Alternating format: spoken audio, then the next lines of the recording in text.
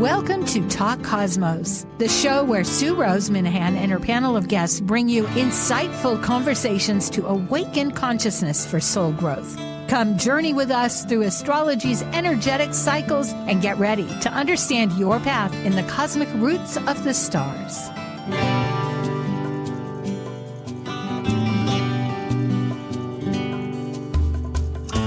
Hello, everybody. I'm Sueminahan. Talk Cosmos. Today is Archetypal Symbols, and we're talking about the 28-degree Libra New Moon. It will be a tricky one. Libra looks at extremes. It wants to balance those extremes. It's easier said than done, but yet that's what this is about. It's trying to find out how are we weaving these archetypal meaningful dimensions that add metaphysical reasons and ways to understand astrology. We are now ready to welcome Archetypal Symbols. Synthesizing the new moon consciousness through archetypal Sabian symbols, numerology, lunar mansions, tarot, and astrology, all together illuminating a new moon vision story. This is your Archetypal Symbols panel. I'm Sue Roseminahan, founder of Talk Cosmos since 2018.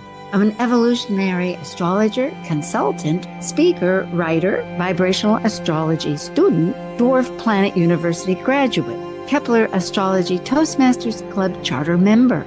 I have a fine arts music degree plus a certificate in jazz. I'm an artist, musician, and certified color energy life coach. Especially, I love mythology and esoteric philosophies.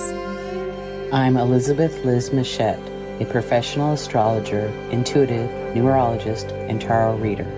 I'm a certified sacred healing counselor, providing nurturing, in-depth consultations for individuals and couples. I'm an author, blogger, speaker, and international Reiki master and teacher.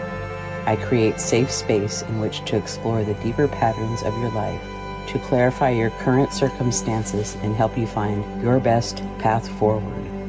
And I'm Justin Crocodelsy, an archetypal Jyotish astrologer, yoga and meditation teacher, and author. I combine both Western ancient astrology and modern psychological astrology with Eastern Vedic astrology, and I specialize in predictive, electional, and karmic astrology for individuals and couples. I also do in-depth astrological research into arcane astrological concepts, focusing on the mystical, occult side of astrology. Eleanor Roosevelt once said, "Yesterday is history, tomorrow is a mystery, and today is a gift." And that's why it's called the present. Hi, Liz and Justin. Yes, we're here together, and every time I hear that quote, I'm so glad that we included it because it's, yes, today is a gift. Yeah, well, thanks for having me today. Yeah. It's good to be back talking about the new moon. You know, it has been a while. It feels like it. Perhaps it's been the eclipse season. Perhaps that's why. And anyway, here we are. Let's dive in. It was 28 degrees. You know, we're starting 6 months of 28-degree new moons, which will be powerful. And last month, as I just indicated, it was a solar eclipse. You know, we're still, these seasons last a long time. But maybe a brief thoughts about unmasking reality versus karmic relations, because reality does relate strongly to karmic, you know, what's happening. Yes. Well, there's definitely been a lot of changes since that last new moon for sure. And I've had to do a lot of readjustment. So that's well, I'm sorry to hear that, or maybe I'm glad to, or however it is, I hope it's faring well. But my point that I'm thinking is that that's exactly what this sun moon is doing. It's in this tension of I have to remember this, a yod, as it's called, finger of God, and we'll see that. But it's with the sextile. In other words, that's the name of the game. Adjustments. Yeah. Thank you, Liz. In Libra, you know, Venus wants to see what's beautiful. And it can be deceived, I guess, by not understanding what is in front of it is truly beautiful. It has this mixed idea that, no, it's got to look this way. It's got to have that shape. It's got to have this viewpoint. It can be rather set, I think. Any thoughts? Anything you want to add here? Because it's always good. We have time to talk a little bit about Venus, because this is what the light is giving us, is this prism that is saying, what's your desires? Is it really fulfilling what makes your heart sing into its life? It's beautiful, that gives you harmony, that gives you some sense of joy. Or are we struggling? Everything I read about, I just picked up a book about Esther and, Hicks, because I was at the library volunteering, and it was sitting there for $1. And essentially, yes, we create. So there you go.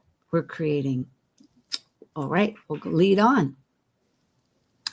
Time for intentions, always the new moon. I think this is a theme we present with every Talk Cosmos archetypal symbols. I know for the people that listen regularly, perhaps, but just to reflect on that process. And it's later on, it'll be on the 21st of October, because these are late degrees that we're working with. We've gone through the whole month. And I think the advantage might be, hey, now I got an idea what's out of balance. Now I have an idea about what relationship I need, what relationship with myself, because the world reflects yourself, whether you like it or not. And then tensions, that the theme with Libra could be around relationships or bringing more balance and harmony into your life. That could be a theme to do your intentions with this new moon. Absolutely. And we have, with that crescent, until really the sun will be in Scorpio. That will be the interesting part, because that's very transformational. Well, and if you want to also think about setting intentions for this moon, if you're an Aries sun or Aries, or have anything in Aries, then this is like a full moon to you, and then if you have a Leo sun or a Sagittarius sun, then this moon is sextiling your signs. So that really leaves a level of creativity for Leos or Sagittarius. And if you're Cancer or Capricorn, this moon is squaring your natal sun. So it brings some element of needing change there with those. Justin, that's fascinating. Yes. So those with Virgo would be a real aversion. It's well, not seen, because maybe, Virgo and Scorpio are so close to this, then it's almost a semi-sextile or a semi-square that okay. Which is very short term. But if you think about intentions, you might want to think about how this moon is aspecting your natal sun. Aha. Thank you. Tarot. Here I had made an error and it got corrected. Thank goodness. Thanks to Liz and her spiffy eye. So we have 2 arcana cards, because there's one for the sign Libra always, and one for the planet that is ruled, which happens to be Venus, of course. Venus rules Taurus and Libra, as we remember. And with that, justice, which really has everything to do about universal law and consequences of what really is universal truth. Yes. Mm-hmm. Yes. And speak up, relate however you might find a moment here, because I'll just briefly mention it. And the Empress of Venus, femininity, that of course involves what? Creativity, abundance, fertility, but also with art, the beauty involved with it. Any thoughts there? No, I think you did a good job, Sue. Thanks. Okay. Numerology. Well, as much as I've kind of reviewed numerology out throughout the years, I happen to see something for 10. But as it's been reminded, it's really 1. So looking at this, 1 is still independence and it's still potential. It's leadership more though, and individualism. So maybe the two of you want to make some comments here about anything that you see. Well, the 28, so the 2 is about polarity, and the 2 is also rules the moon, the number that corresponds with the moon. And then the 8, lots of times is our rewards that we receive from our hard work and efforts that we put forth. And that reduces down to a 10. So the 1 is about independence and it rules the sun. And the 0 is about infinite possibilities and it rules Pluto. And then when it goes down to a 1. So that's what I'm going to share. What about you, Justin? No, I think you got it covered. You're the numerology expert, so I love listening to you talk about numerology. So absolutely true. And what's so fascinating is that Pluto is at 1 degree right now. So interestingly, it combines that 0 and the 1. There's huge transformation. Maybe that's what we're all feeling. Maybe. I mean, gee, we're astrologers, but still life is what it is. And that reflection is always, and here I'm talking Libra. Libra is really the reflection sign because how we feel inside is what we get reflected and back and forth. But transformation is a process, especially after the eclipse. Very good thing. And actually all the outer planets are really at 0 or 1 right now. Uranus is at 0, Neptune's at 0, Saturn actually just went back into Pisces, but it's really close to that 1 or 0. So all the outer planets, with the exception, of course, Jupiter, but from Saturn on out are playing around those anaretic and beginning of the zodiac degrees. New thresholds. Yes, indeed. I'm glad to hear that. And they're retrograde too. I thought that's what you were going to mention. We're still at that season, I guess for other lack of saying it, where these outer planets they take a long time lasting in their retrograde. Pluto just went direct. So we're on a path, but we're repeating that path. We had a shadow path. And it kind of reinforces that 10 energy, the 1 and the 0, because the 0 degree and the 1 degree, it's like those planets are just kind of getting the feel of what that new sign that they've joined, how they're going to move forward. And it's like still kind of trying different things and seeing which one feels good or fits and then to move forward. So to me, there's always a lot of change with that too, the 0 and 1 degree. Yes. A certain amount of crisis, I would guess, too, with that. Anyway, we will go on. That's what we're hoping to mitigate is a bridge between those changes of crisis. Jyotish, lunar mansions and nakshatras. This is where Justin has his. Yeah, the Jyotish. In the Jyotish, we have the lunar mansions, which are the portions of the sky that the moon or any planets go through at a time, and there's particular mythologies and meanings behind these sections of the sky. In this particular one, the sun and the moon are in a nakshatra or lunar mansion called Chitra, and it's in the 4th pada, which is ruled by water, of course, and this particular one's ruled by Scorpio. And this is called the Star of Opportunity. Now, something I want to mention here is that earlier we talked about, justice card, law and truth. And this actually is related to this lunar mansion here. There's a crossover or a complementary thing here. The basis above it is law and base below is truth. And the ruling planet here is Mars for this nakshatra. So this moon, the sun and moon will have an element or feeling almost Mars-like. And the ruling deity is Vishvakarma, which is, this deity is known as the celestial architect or the cosmic craftsman of the universe. And I need to kind of explain this. So when anybody has any planets in this nakshatra, they will probably tend to be somewhat more analytical a little bit, also very skillful. It has an engineering or design effect with this. So this sign is, or this nakshatra is related to like um, what do I want to say, making jewelry, or working with things that are skillful. And so the keyword theme for this, of course, is mysterious. This is in the fourth pada, and has an energy of skillfulness or engineering. And this also has the power, the Shakti power, is to accumulate good karma or merited life. So this, if you want to put it back to what we were talking about, the new moon intentions, this is a good new moon. If we look at favorable activities from a Jyotish standpoint, would be, designing anything or building anything, or getting something started that deals with any type of something that you have to put together, or even planning, or anything that takes any type of thinking around conceptual design or structure or engineering. So that's the nakshatra that the sun and moon are in this.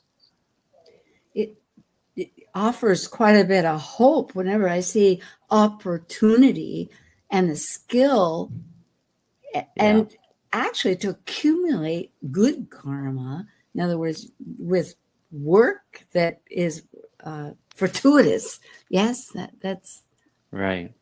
And so if we think about this again, it's Libra, and you're talking about relationships. This can be the time when we can improve things with our relationships, or anything that is around the theme of Libra. Thank you, Justin. That's with the Sabian symbols. This story, it is a story. Each one is an imagery. Medium spiritualist Elsie Wheeler it created these really back in 1925, and they have deep meanings, and we'll go ahead with them, and we're going to do 3 of them and work first from the ascendant, and then the midheaven, and then we'll go to the sun and the moon. So it'll be a span of these 3 degrees. And as you can see in this case, there they are. It's going to be for the East Coast, because we always start ours here in the United States, there where our capital is, because it is a dynamic, continues to be dynamic energy here. So we are focusing on that. But so your location of your midheaven and ascendant would be different, because that is how when the sun rises every 2 hours, it shifts to another sign. And here it would be 9 degrees Scorpio for the ascendant and 16 degrees for the midheaven, which are square. And of course, the sun and the moon is 28 degrees of Libra. We'll begin with the ascendant at 9 degrees. So the past earlier degree, just to give you an idea of what was leading into this, was 8 degrees Scorpio, a calm lake bathed in moonlight, which relates very much to this. Well, I'll read it, but it's a quiet openness to higher inspiration. So there's that calm, that real thought of meditation, but it is needed in order to receive. We have to calm. It opens up that area. So let's find out what 9 degrees is, Liz. Okay, 9 degrees Scorpio, a dentist at work, and overcoming the negative results. So I like that. And it's all about inventiveness, accomplishing something. So repairing something. Justin? Yeah, and then of course the last one here, Scorpio, 10 degrees, is fellowships up, reunites old comrades, and the key word here is comradeship. So it's really about establishing and strengthening our links with those that we have a shared life experience with.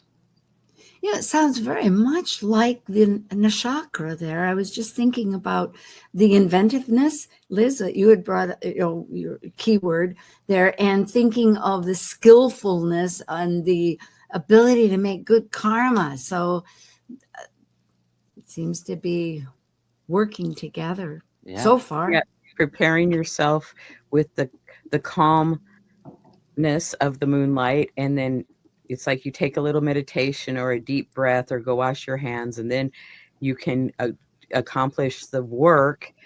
And then, you have a relationship with somebody, because the dentist and the patient, so there's like that relationship there. So Yes, getting ready for that drill. Or for instance, a crystal, which you showed us earlier there, Justin, where you are located. That's meditation or clearing. That's good. Yes, Liz. The midheaven is at 16 degrees Leo, where the sun is very strong and rules it, of course. So 15 degrees would be the past in Capricorn. no, because it's supposed to be in Leo. Oh, rat Wrong spook. one up there. I did. And well, I don't then have my book right next to me to find it. Why don't you? Yeah, if you got your book there, Liz. I know I don't. It's in the other room. Oh, I've got it. I've got mine here. Leo, let's do it. Oh, in fact, sometimes maybe. Okay, so it's 15 degrees, Leo. I've got 13.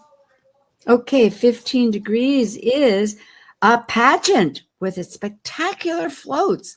Moves along a street crowded with cheering people. And it's this more or less sensational release. Oh, they've got that today all over the United States.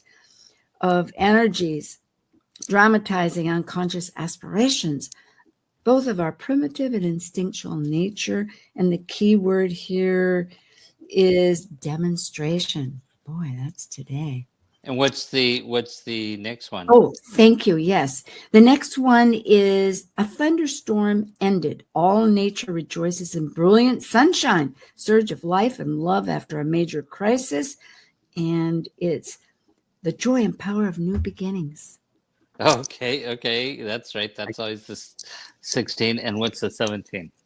A volunteer church choir singing religious hymns. The feeling of togetherness unites men, women, and their dedication to a collective ideal. And the word is togetherness. So have you noticed in the ascendant one and then this one, the last one deals with being together with others. The other one was comradeship. And this speaks back to the whole thing about relationships with this theme of the Libra. Of course, we know rules relationships, but I just thought I'd point that out. Ah, yes. And very dynamic. I mean, it really is. It's surge of life and love and the feeling of togetherness. So after, what did we begin that with? Well, in the new beginning, I like that the middle one was the new beginning. So that's perfect. Oh, good. Let's find out what the new moon is then. Well, this one is 28 degrees, so we'll start with 27. Libra, an airplane sails high in the clear sky. Consciousness able to transcend. There's some clicking there. Is that you or me, or am I doing it? I hope not. Oh, well.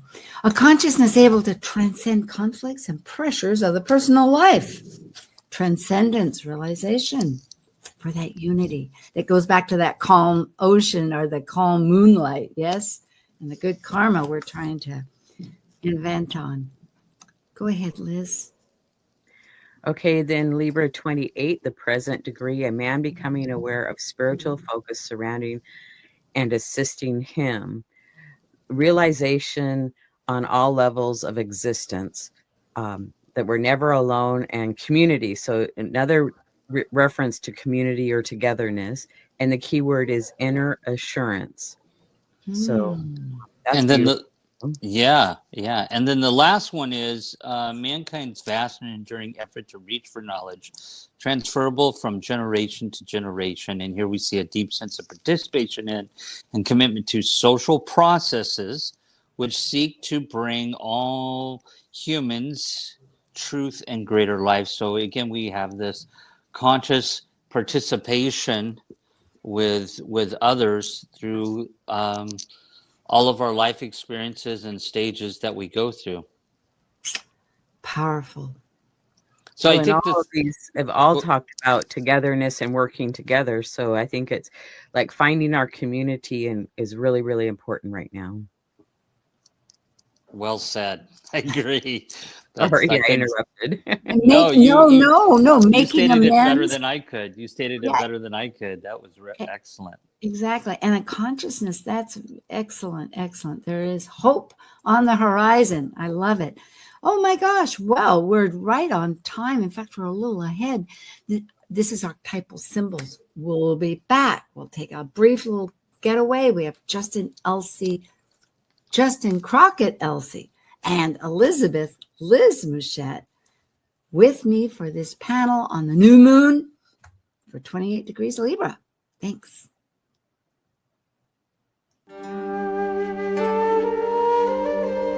While we take a break from this week's edition of Talk Cosmos, let's take a look at this cycle's archetype. We are currently in the Yang period of Libra, ruled dually by Venus. By leaving the lower hemisphere of the self, the energy of Libra enters the arena where the completed self meets the other than self to form a relationship based on partnership. As a cardinal air sign on the descendant angle, represented by the equinox of equal light, Libra's energy learns through comparison and relationships, with the intention to integrate duality and polarities. Talk Cosmos brings insightful conversations to awaken consciousness for the soul growth with hour-long programs. Talk Cosmos weekly programs are also available to watch live on the Talk Cosmos YouTube channel and Facebook page. While you're there, make sure you click the like and subscribe buttons so you get the full Talk Cosmos experience. Or if you'd rather listen to the show archives with audio only, the entire podcast collection since 2018 is available on most podcast carriers. And to find out about upcoming programs, sign up for the newsletter at talkcosmos.com. So grab your coffee, tea, or kombucha and enjoy the show. This is Martha Norwalk. Every Sunday morning, beginning at 9 a.m., thanks in part to the Ananda Institute of Living Yoga, we cover the world of animals. This week, October 26th, it's an encore presentation. Tune in to hear our last healing show with Dr. Nels and Linda Rasmussen. Together, they helped callers and their animal friends with emotional, behavioral, and physical issues, and you can receive a surrogate healing just by listening and following along with Linda's instructions. Hope you can join us. Martha Norwalk's Animal World, Sunday morning, 9 a.m. to noon, right here on Alternative Talk, AM 1150. Get your daily dose of variety. Alternative Talk 1150. Hi. Yes, Liz, let's begin with you. If you would tell us about your YouTube and what's currently coming up. Well, I have a YouTube channel, and you can find me at elizabethlizmuschett. I have a show called the Astrology Star Sisters, and Sue joins me occasionally there, but a variety of different ladies that join me, and we do shows, and I have a good archive, and Justin joins me for a few shows, and then I have some other things, and there's 1 to 3 shows a week that you can watch on my channel. Whew. Thank you. That's pretty intense. 1 to 3 shows. Kudos to you. That's fantastic. Justin, and yourself. Yeah, so you can, best way to get a hold of me is through my email, and I also have a YouTube channel, and I also write a weekly horoscope for the Port Townsend Leader here out in the Pacific Northwest here, and I'm also presenting a lunch lecture talk at the upcoming UAC conference next year. So just a few things. It's just the best way to get a hold of me is through my email. Excellent. So one can just Google Port Townsend Leader and find that horoscope. That's very and it's really good. So check it out. Thanks. I bet it is. No doubt. I believe it. And for Talk Cosmos, we have coming up always, again, the weekly ideas of the phases for the new moon. And you might check the one about, and it should be, I thought I changed it. Darn it. It's 29 degrees cosmic message. Anyway, there was one about that. But sometimes me and the universe, hello, universe, let's get it together. Anyway, and there was always one about the equinox. It's a whole message is about vibrational energies that are going on for the whole season. Very powerful information. 28 degrees Libra New Moon, karmic relationships happening in a few days. which just astounds me, that it's so late in the month. 21st of October. And here in this, for Eastern time, it'll be in the morning, 8 a.m., 8:24, 55 minutes, almost 8:25, you could say, in the morning. This particular chart just shows how that new moon is being affected. And really, as you can see, just like last month, every aspect is really involved in a bigger pattern that we'll be discussing. But it is quite engaged. We could say that. It has some action-oriented. That's the red. Anything in red is action. There's a couple of squares and an opposition that are important. And then also there is the most telling, a yod. So this is not a flowing energy with the sun and moon as far as the basic aspects are involved. This is going to take work, which I think works with that idea that there's opportunity, and it is Mars, because it's ruled by Mars. I mean, energy, by any sense of the imagination, is somewhere getting to where our mojo and planet, Mars, is resting. And Mars happens to be, also, I hadn't mentioned it, but conjunct exactly with Mercury, which really means we're speaking deeply. It can be potent, potent thought. Well, and with the moon making squares, opposition, and quincunx to other planets in the chart, it's causing, or it's a little bit of friction. And so putting the effort in to adjust what needs to be adjusted to make things run more smoothly. So that just kind of goes with this new moon coming up. It's a little bit of work, unfortunately, or fortunately. Yeah. If you can muster up the courage to do that, that's so true. Yep. Well, just a kind of a note here, that it is the one thing that jumps out to me about this snapshot of these particular aspects on this chart is the sun and moon squaring Jupiter.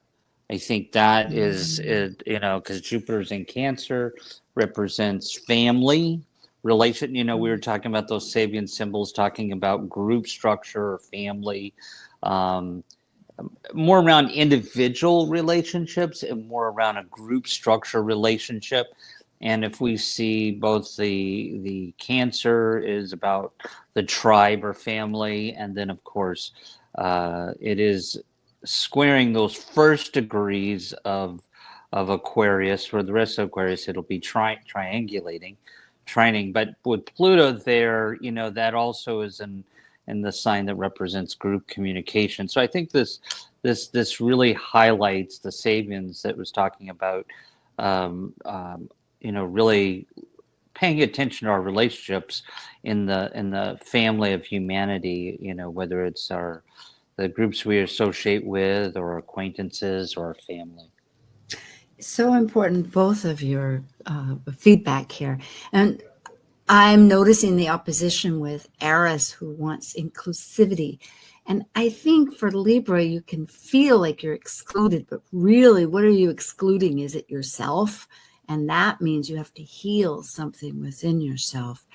And in that process, it is also looking at Mars, but it is an interesting dialogue between the Venus and Mars in this chart.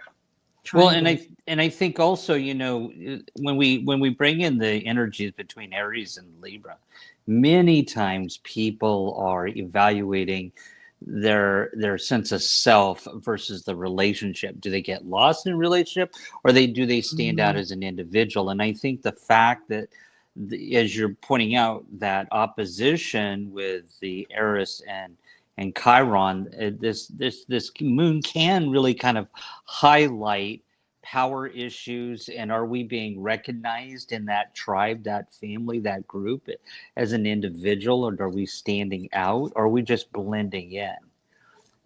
Good point. This new moon is in the 12th house. So any of the work that you want to do behind the scenes or in private, so through meditation or writing, that's going to be very helpful. I love it. And yes, all of that action that you're both speaking of, look at this. There is a lot of, it's not a grand square. I tried to think it was, but according to calculations, no. But there's T squares, meaning there's an apex planet, which happens to be the first one with the sun and the moon, would be that Jupiter that is also in that tension with, as we had just related, with Chiron and Eris wanting us to be all of us, all of me, that this famous song. And then the nodes with the hearth of Vesta, our directions, which way are we going with our ideas of inclusivity again, oh boy. But the sun and the moon, just relating to that, yep. The Pluto, as you were both mentioning, with that changing focus with the tribal clan of. Well, and I think this also highlights, and I know Liz has a show coming up about this, about Hygeia is currently transiting through Cancer. So there's this something about the health of the tribe. We can all see what's going on in the world with the tribe. And so there's issues with the health of the tribe of humanity here. And I think that's highlighted also with the square with Hygeia and Neptune and Ceres there, is again highlighting that concept of, this is maybe the moon to really kind of think about who we're associating with and like Liz said, this is a great time to really focus on, I forget how she said it, focus on community and supportive relationships. It is nurturing. That Ceres and Neptune really wants to nurture. We still have Neptune in Aries. It doesn't quite go back into Pisces, and then it stays there a little longer than Saturn because they are going to conjunct. Go ahead. Hygeia is out of bounds and has been out of bounds and will be out of bounds for a while. So it really emphasizes that, how we fit in with family or community. And 2 of these T squares are in cardinal and one's mutable. So cardinal is, about change and beginning something new. And that mutable is, about finishing something up. Let's bring something to a close and conclusion. Yeah. And I think it also indicates this yod, the finger of God pattern that is adjustments. We have an apex that just doesn't match with the energies that are connecting. And that's, people can read that. But we have 2 of them. One of them is, one focal point is that sun moon, and the other one is Hygeia, just as you're mentioning. And so it truly is a very difficult, and Hygeia is also toxicity. Another code word for it is toxicity. What is toxic versus the health, the well-being of the whole emotional state that you're bringing up very clearly. And interestingly, it is looking exactly back to that sun and moon, because it's in Cancer, as we've all reminded. So it's synergetic, you could say, because that connection that has been going on for months and months and will for an extended period of time for the next year between the outer planets that are just all entering their new signs. Uranus, of breaking the pattern, of initiating the moment, and of Neptune, that is the cosmic all of the womb of life, of the mysterious, along with Saturn of boundaries and the limits of life for structure. They're working together, but this dear moon and sun looking to, and Hygeia is going, you know what? You ain't got it right. You got to make some changes.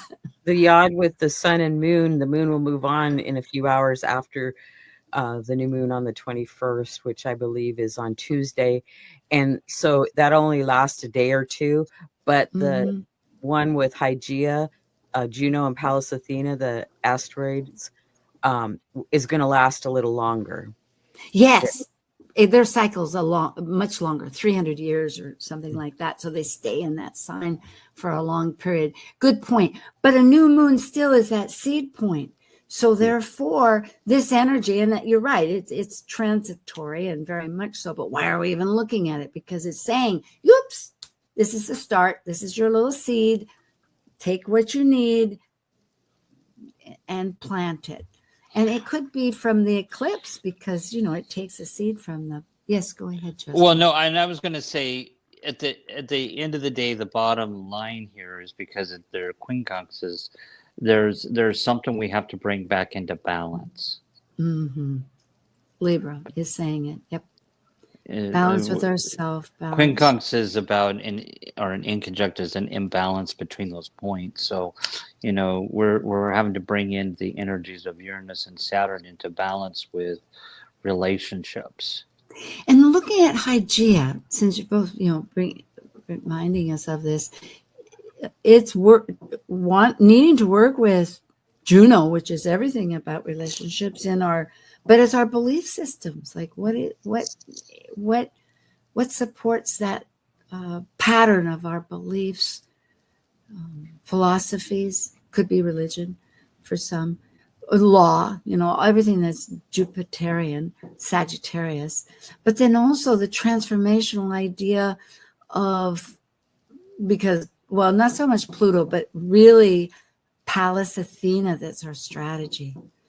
And that is with, again, going back to the networks, looking at the community. So, yeah.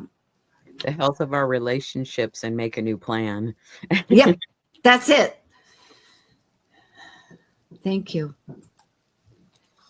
Well, we have a Thor's hammer, and this is another focal point. But this time it's a driving energy that really says, change, baby, change. And it starts with a square that's action right from the beginning. And then it's a super duper change. It's a square and a half, 135 degrees sesquiquadrate. What do we have here? We have this beautiful conjunction between Mars, our mojo, ruling one of the co-rulers, the original traditional ruler of Mars, not of Mars, of Scorpio, thank you, along with Hermes, the psychopomp that can go down to Hades, along where Pluto also resides, co-ruling. And they have a lot to say when they connect. And it's working with toxicity, purity, Hygeia, and again, that nurturing sense. What's nurturing us? What's the truth? What's the truth? That's what Neptune wants more than anything. Well, that whole conjunction between, and I think this is something just for people to be aware of, especially if you're Scorpio or you're Taurus, because there's an opposition there, or a conjunction if you're Scorpio. But that Mars conjunct Mercury and Scorpio can be very assertive with communications, very, very direct and assertive with communications, even biting to a certain extent, if it goes to an extreme there. So, I think this highlights some sense of where communications can be very powerful right now, and something to be careful of, because it is a Thor's hammer with that Hygeia and Neptune. And so I think for me, there's a little bit of a theme here about our communications with others and how the emotions play out and how we assert ourselves communications wise, that it doesn't hurt others emotionally. And with that.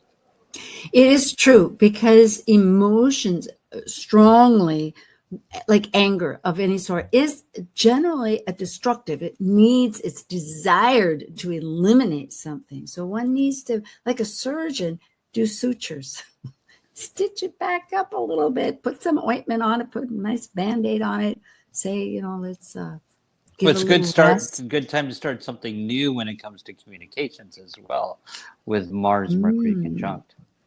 Well, with this Horse Hammer, the Hygeia Square series pointing to that Mars Mercury, it's like, be careful with your words, because Ceres is about grief and our hurt, or how we're nurtured. So you could unintentionally say something that could be hurtful to somebody or not help them in their grief. So it's like, just be mindful of that. Undoubtedly, particularly with Hygeia in Cancer, because it is an emotional moon, it's the emotions. And so it's taking accountability for all of it. But sometimes things have to be said, they have to be expressed, and things need to fall off the way they do. It's like, I have a relative who's an Aries, and I so admired, because for her, it's like sometimes it just falls off her back like a duck, with water off the back. I'm like, wow, because emotionally, But that Mars and Mercury are in Scorpio, so they don't forget anything. They remember everything. No, that's right. Yeah, I have. Yep, I understand. I think we all. Anyways, we're living with this now, and it's within our nation. And the idea of guilt doesn't get you very far, so you got to move on. You got to make opportunity and work for what it is that you want to reconstruct. So there you go. Here we have another pattern, another focal point, but this one is a constructive one, because it's taking what seems to be an opposition, which not seems, but is. I mean, just because they're opposition doesn't mean they have to fight. It's just that they're looking at things from a different way, which is very Libran. Libra looks at extremes. In fact, it can act in extremes. It can live one way and then switch gears and totally work the other way. So here we have, and what we have is that Mercury-Mars. So we have that Mercury-Mars that is really dynamic. It's in that Thor's hammer. It's pushing ahead, but it's also the salve that we need for the nodes between that, a south node of Virgo that's really looking for improving things, but sometimes has to let go of some kind of detail involved or some way of organizing it or fixing. Sometimes it can't fix it all, and it has to let be just what is, that the Piscean North Node wants. But along with that, it's also in a grand trine. It's just amazing. And that's a water grand. Yeah, that's amazing, that water grand. I'm choking. I need one. Go ahead. Jupiter in Cancer, Saturn in Pisces, and that Mars, Mercury in Scorpio. It's like, that's pretty dynamic, it's like Jupiter can help make things bigger. So if you're doing a writing project, maybe you want to do your memoir or something that you've grown through that could be very helpful for other people, this would be a really good time. And that Saturn can give you the discipline to get it written. Oh, you're inspirational there, Liz. Also, because this is the two malefics here, along with a benefactor, the Jupiter, but the malefics, Mars and Saturn, we have to pay attention to that. I think that with them aspecting one another, it's an easy flow of emotions, and an easy flow can be either for negative or positive here. And so this is, I think, again, highlights how we are communicating. And because emotions, this is, as I think you just said, Liz, emotions can be very powerful right now.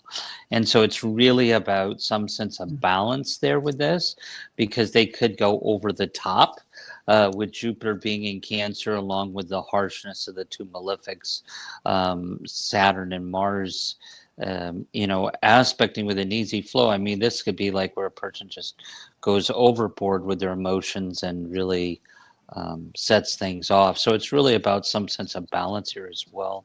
But again, if it's a good time, you could also accomplish some really powerful things.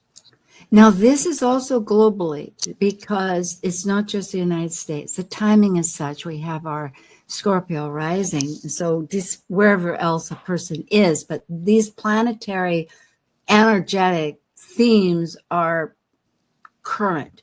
And we're, of course, soon moving into a very strong Scorpio season. I mean, this is just initiating, as I said, 6 months, always between the two eclipses. There will be a set of eclipses on this half of it, of the year.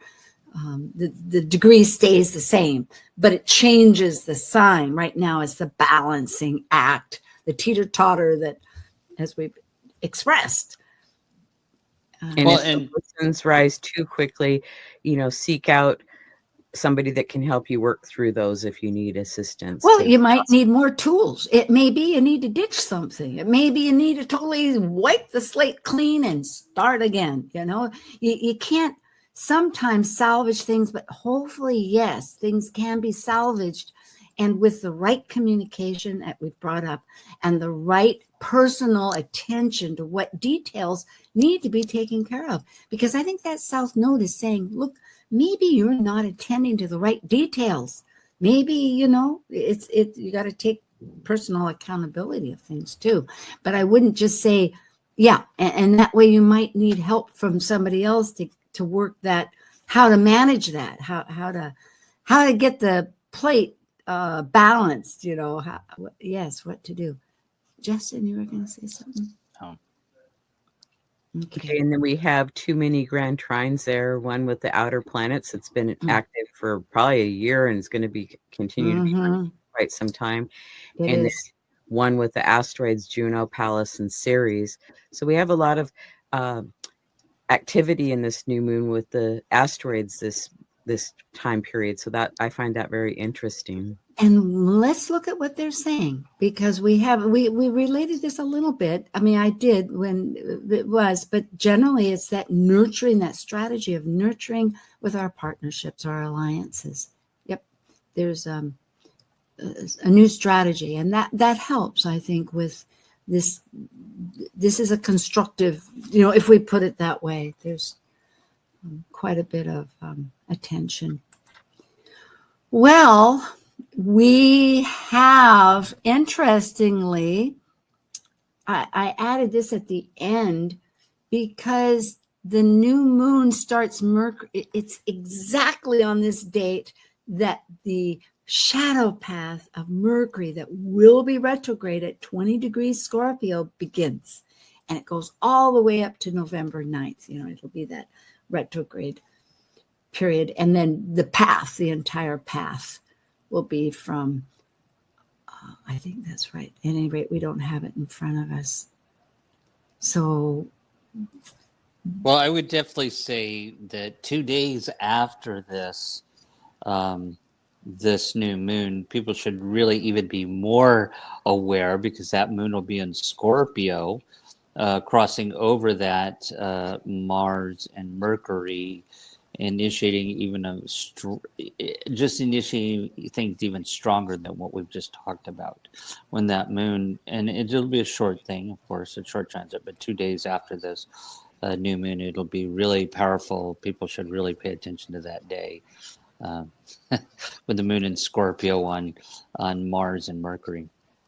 And I think, too, going back over what we've all talked about and remembering both of your emphases about the meditation, such as the moon, one of the Sabians with the moon. But Liz, I know you're talking about take a breath and meditate. But here we have Mercury, that's the cycle pump. Mercury, what is the messenger that goes into our subconscious, goes into the Hades, talks to the ancestors, talks to the guides, talks to the spirits, talks to all the archetypes, and comes back with information for yourself. And if we're willing and able, we could revise a path, course correct as we call it, or go deeper, like writing that book as you were mentioning, or that story, or that journaling, however it works. Well, this new moon offers great opportunities in changing our relationship with others, our relationship with ourselves, our relationships with our community. So this is, to me, very exciting. Potential, opportunity, right? Shitra, Nakshatra. Yeah. Is it now? It's not shit. It wasn't the Shitra. It's the Chitra. pod. Shitra. No, Sorry. it's Chitra. Like Chitra. Shitra. Yeah, Okay. Chitra. I think that is Chitra. my moon, as a matter of fact. Yeah, I've noticed that. Well, thank you, everybody, for joining the show. And thank you most especially to elizabethlizmuschett and Justin Crockett-Elsie for taking the time out of your lives to join me today and conclude this message for our listeners to help their lives walk the path that we're all journeying in this collective family, where we do care about how we nurture ourselves and others. So Thanks for having me, and I'll see you next month. Oh, good. It's good to be with both of you today, and I'll look forward to next month as well. Thank you both. Now we'll lead on in your balance. Blessings. Thank you for joining an insightful conversation on Talk Cosmos, the show where Sue Rose Minahan and her panel of guests awaken consciousness by connecting soul growth patterns with astrology's energetic cycles. Be sure to tune in next week, same time, same place, to continue your journey through the roots of the cosmic pathway.